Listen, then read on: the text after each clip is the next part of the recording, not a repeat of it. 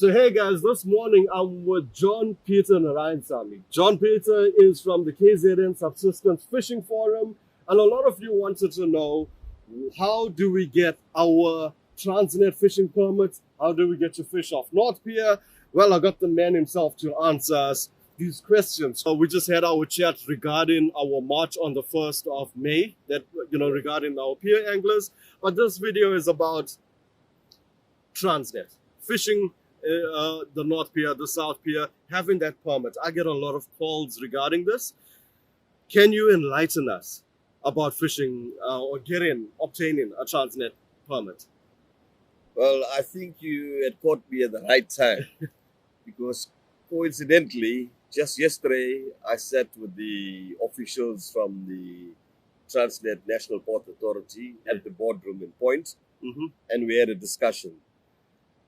We raised the issue on wanting more permits. But unfortunately, they're not too keen to issue permits because we all know that back in 2010, I think it was, there's almost 14,000 permits that were issued to our fisher folks. Yes. Right? And were all 14,000 issued out? Correct. Now, what had happened was, at that time, it was like a blanket issue where anybody could just walk into the Transnet office, produce the ID, everything was processed, they signed the indemnity form, it had been given free of charge. Right.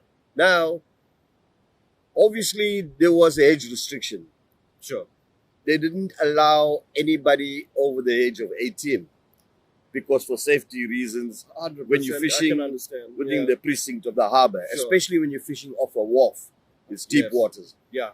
So if you look at it, though, at that time, those who were under 18 did not qualify. So we're putting onto their table now, can you please consider those people? The first option here is the permits that we want to get from Transnet will be issued to those youths.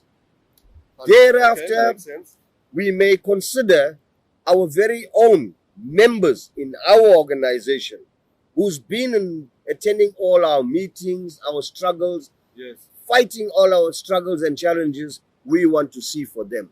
It's not about just somebody come and knock at your door and we give you a permit. Because we have to compromise here and say we give our members first. Right. Talking about North Pier, in the meeting yesterday, there's some major construction taking place in North Pier, right? And we were told the pier is going to be closed. North Pier, specifically, I'm talking about, is going to be closed from the 21st of June next month, right, for a period of between 15 to 18 months, where no fishing will be allowed. Okay. So there's a huge development taking place. We just got to abide by it. Do not go there for safety reasons because there's construction vehicles, cranes and trucks that's going to be moving up and down. No, absolutely. So we're saying to Transnet, yes, we'll get our members informed. We'll inform them not to go there and fish.